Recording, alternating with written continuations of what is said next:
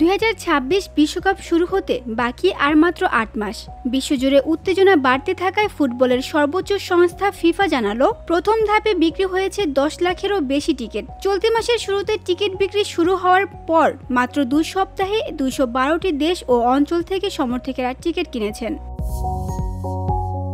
সবচেয়ে বেশি টিকিট বিক্রি হয়েছে আয়োজক 3 দেশ যুক্তরাষ্ট্র, কানাডা ও মেক্সিকোতে। পাশাপাশি শীর্ষ 10-এর তালিকায় রয়েছে England, Germany, Brazil, Spain, Colombia, Argentina ও ফ্রান্স। বিশ্বকাপ অনুষ্ঠিত হবে আগামী 11 জুন থেকে 19 জুলাই পর্যন্ত। ফিফা সভাপতি জিয়ান্নি ইনফান্তিনো বলেছেন,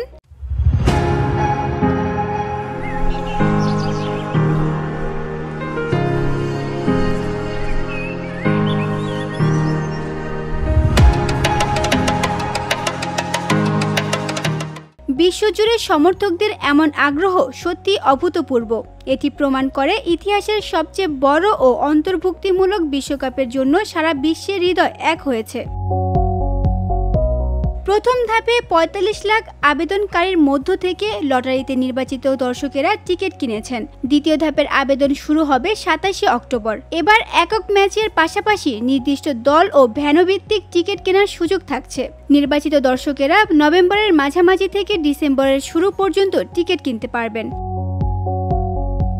5 ডিসেম্বর সূচি চূড়ান্ত হওয়ার পর শুরু হবে তৃতীয় ধাপ। টিকিটের দাম শুরু $60 থেকে, তবে বড় ম্যাচের দাম ছাড়াবে $2000 পর্যন্ত। সমর্থকেরা বেছে নিতে পারবেন 4 ক্যাটাগরির আসন। আর এবারই প্রথম টিকিট বিক্রিতে আসছে ডায়নামিক প্রাইসিং, মানে চাহিদা অনুযায়ী দাম বাড়বে বা কমবে। এবারের বিশ্বকাপ হতে যাচ্ছে ইতিহাসের সবচেয়ে বড় আয়োজনগুলোর একটি। VOD Bangla news desk.